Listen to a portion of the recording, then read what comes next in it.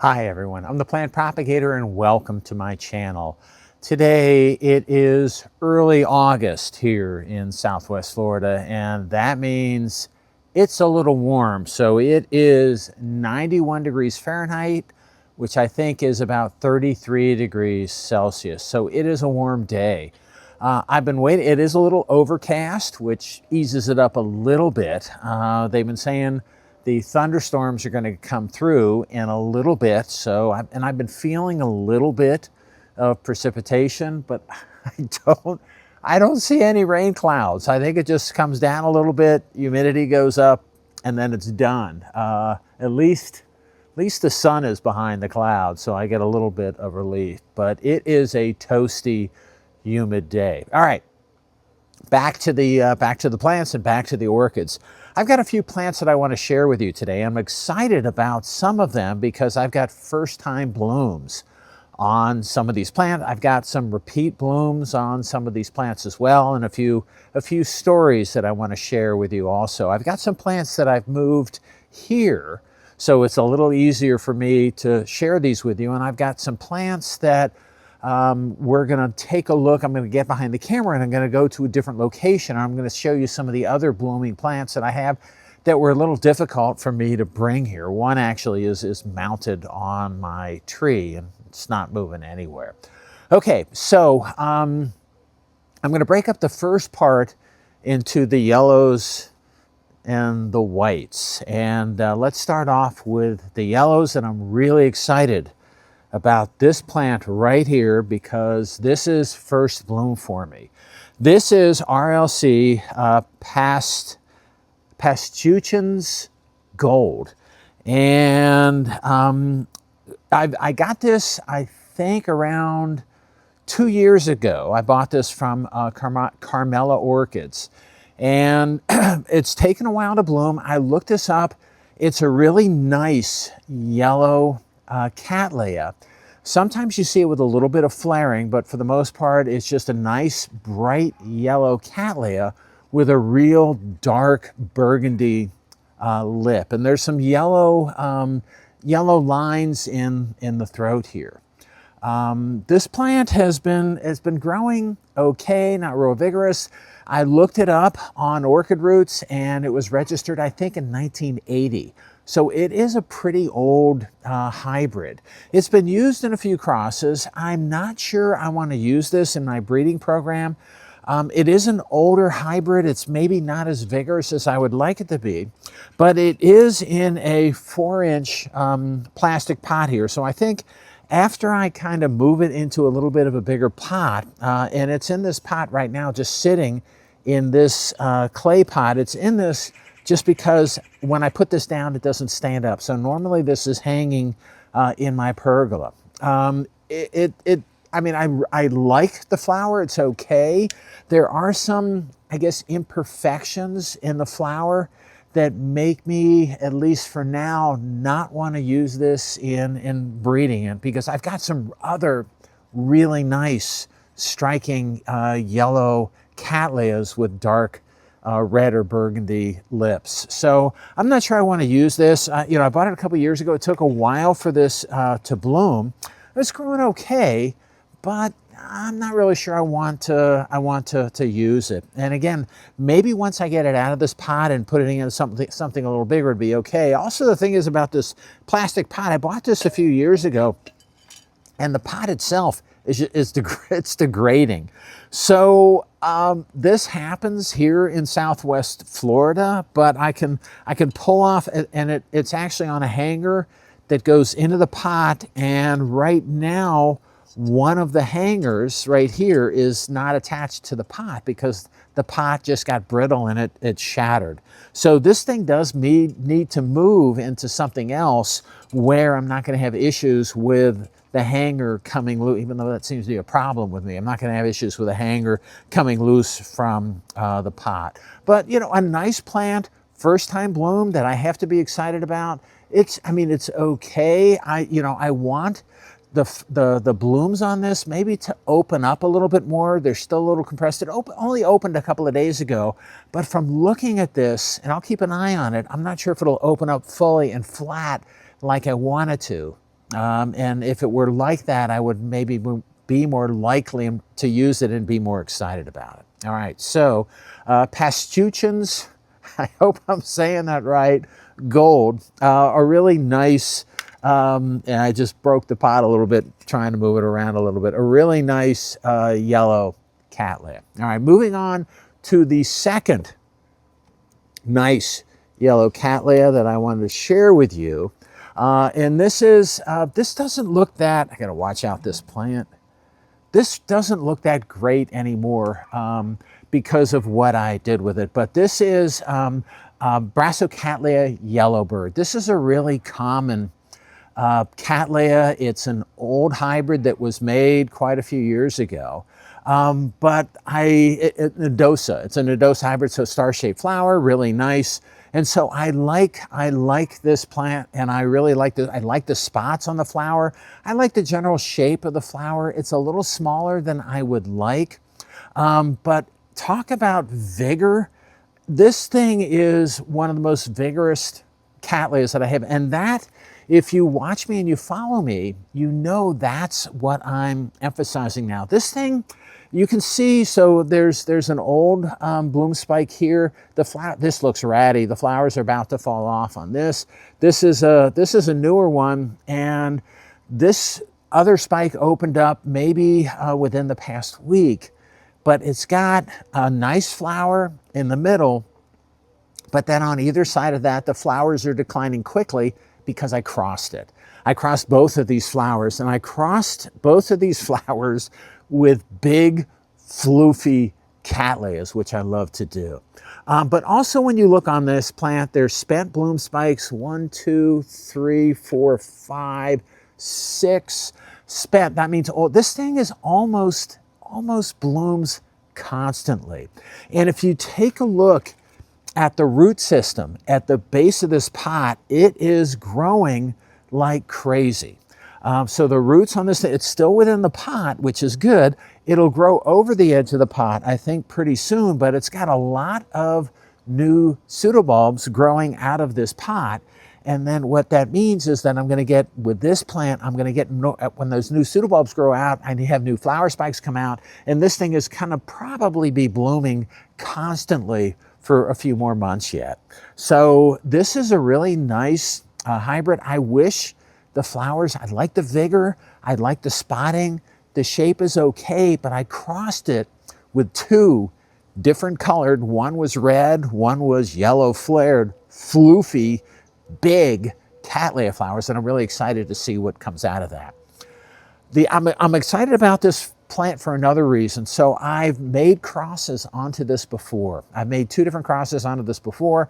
One of them didn't work, and I was a little bit discouraged about that, but just this past week I went in the laboratory and saw that I've got some plants forming from the second cross that I made onto yellowbird. So I have fun thinking of names. I mean, these are just little tiny protocorms, really tiny microscopic plants that I'm generating from this, but in my mind I'm already coming up with names. And because this is yellowbird, I'm thinking maybe a Tweety type of name might be appropriate for the progeny that I'm going to get on this. I crossed it with another smaller cattleya, or a regular cattleya, kind of a primary hybrid. So I'm curious to see what I get out of this. And again, the other one that I crossed onto this, actually everything that I use in my crosses, they're vigorous plants. So I'm hoping to maintain that vigor in the progeny and anything that I get from this. But if you don't have yellowbird in your collection, you know, get it. It's a great plant. It blooms all the time, incredibly vigorous. I think pretty easy to grow. Small flowers, but still, this is a really nice hybrid. Okay, moving on off of the yellows, and let's move on to the whites. And the whites that I have to share with you are dendrobium, and they're all the same kind of. So what I wanted to share with you is this dendrobium right here that I think you can see. And this is Dendrobium Wu Leng. And I can't move this because then this Wu Leng is attached to my tree. This is a dendrobium that I really like. I have lots of Dendrobium Wu-Leng plants. These produce keikis. They flower pretty much constantly. The flowers themselves are pretty striking. Again, when you have a lighter color petal and sepal and a dark colored throat, it makes for a striking flower, and that's what you see here, where you have white sepals and petals and then a dark purple throat. And this is what you see in most of the Dendrobium Wu-Leng. So this is again, this is a hybrid. And the ones that you see, the ones you got, they got to be clones from this same plant. But there's no cultivar that's associated with it. This thing, this is big. So this is where the flowers are on this plant, up here. I think it might be at the top of the screen. The base of the plant is where my hand is, down here. And then the roots go down around 4 feet, around 1 meter, and the roots go up in the tree again about 1 meter, 3 to 4 feet as well. So this plant, it's big.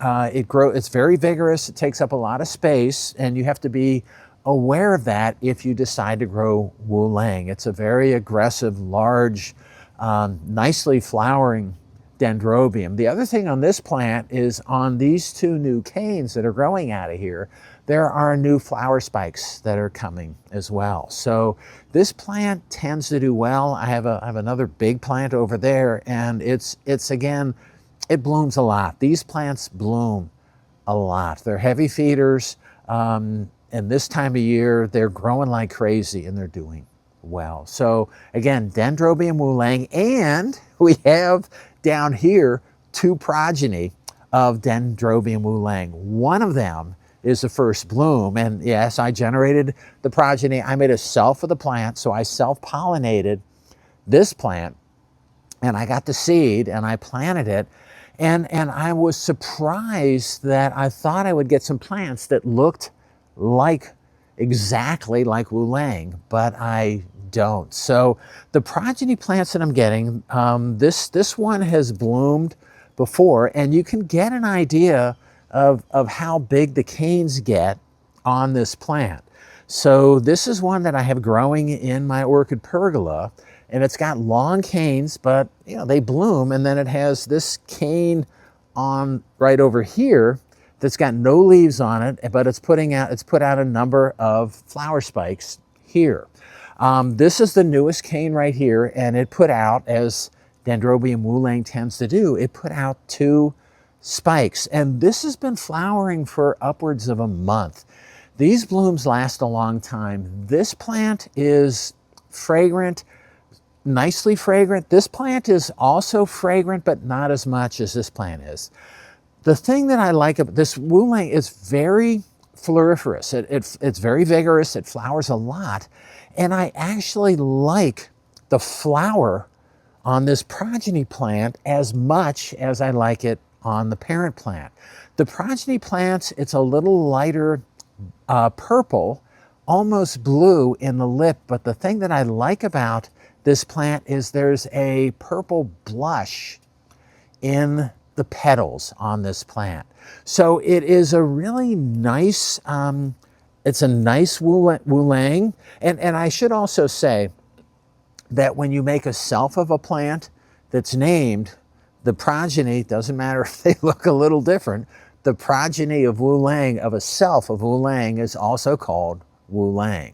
So this is Wu-Leng, and then I kind of put a name on it, purple blush, because that's kind of what it looks like to me. There's a little bit of purple coloration in the petals on this plant. Okay, let's get on to, if I can grab it out of here, this is yet another Wu-Leng progeny plant right here.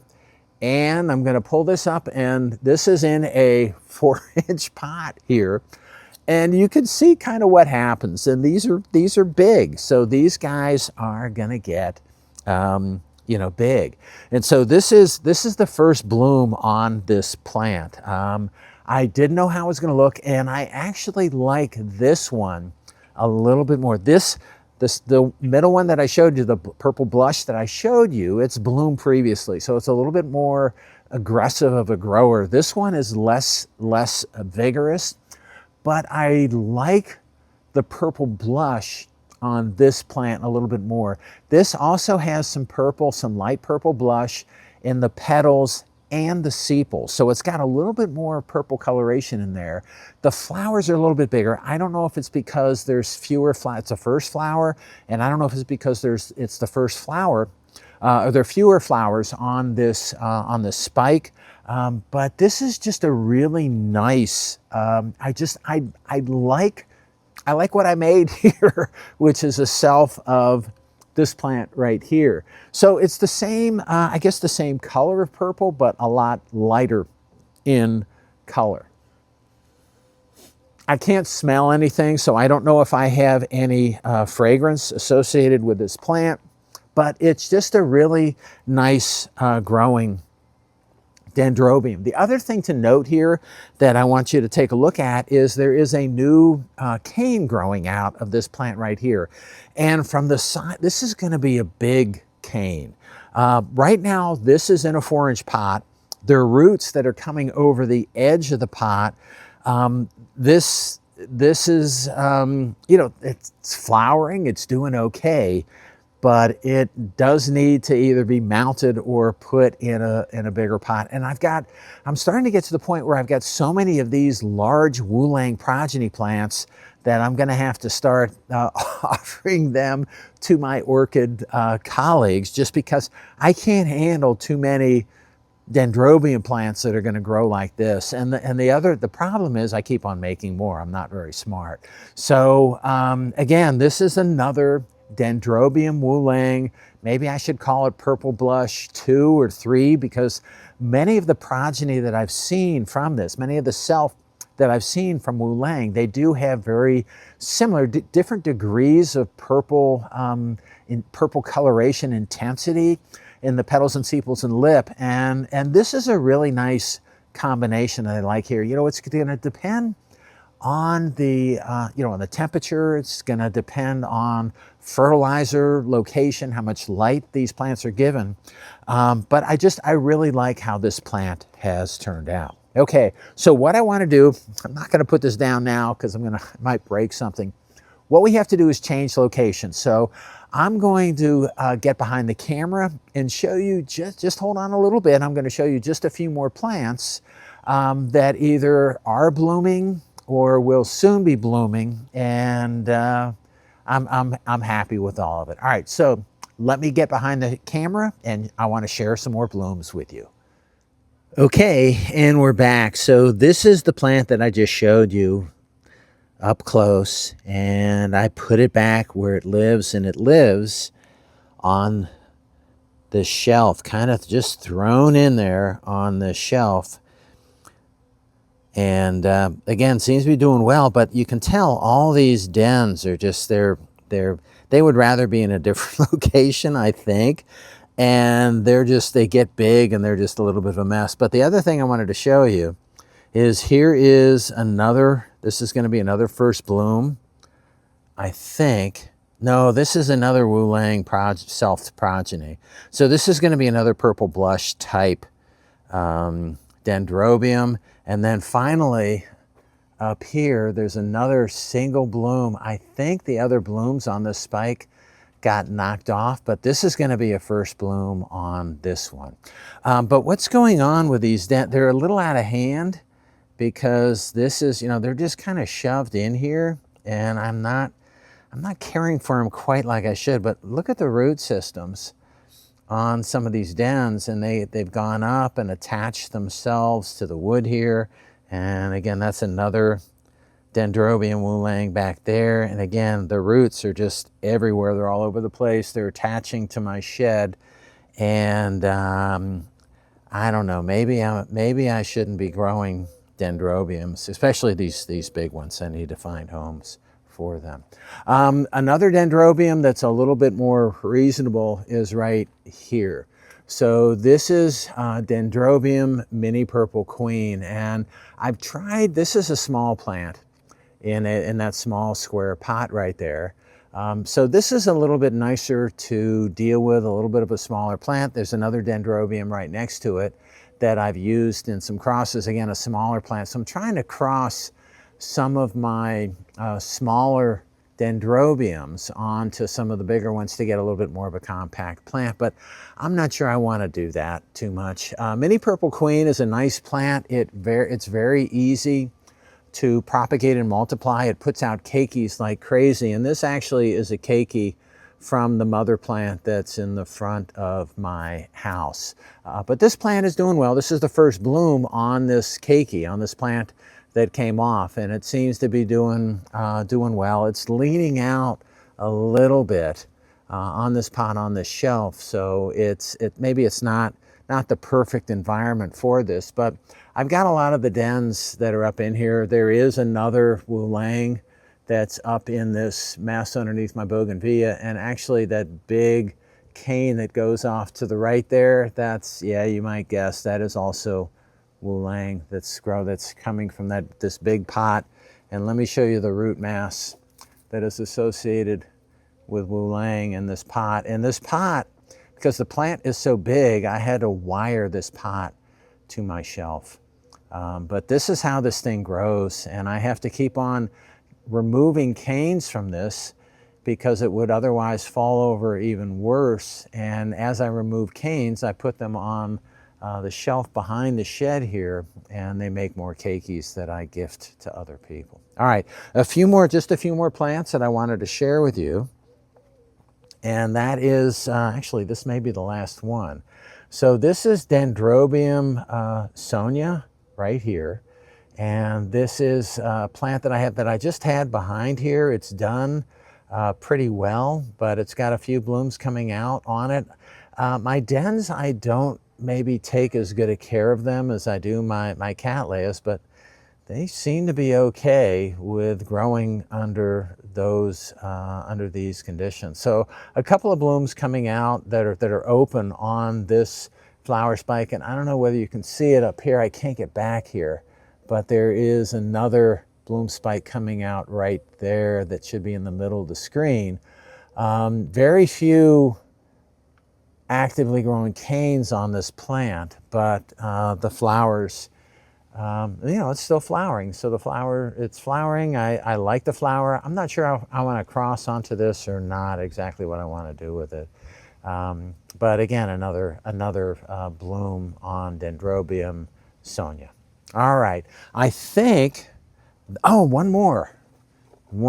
So I wanted to share this with you right here. So this is my Vanda, one of my Vanda. This is my my second most consistent blooming Vanda. This was a gift from Jim to the plant propagator Junior, and rather than having her take it home with her, she decided to leave it with me. So I put it on this tree. This has been here for a while. It's been blooming pretty nicely and pretty well. And this is a Vandico stylus, which is a Vanda crossed with a Rinco stylus. And I'll put the name of this plant on the screen. But this blooms at least once a year, fairly consistently. I think this is probably the largest bloom spike that I've had on this plant as you take a look at it from maybe a little further away. But it seems to be doing really well. The plant likes this location. It's got new roots growing out of it. It's got a keiki coming out of it, and it's doing pretty well. And like I said, this thing I've had it for a while, and this plant has bloomed for me many times in the past, and I'm happy to have it bloom again.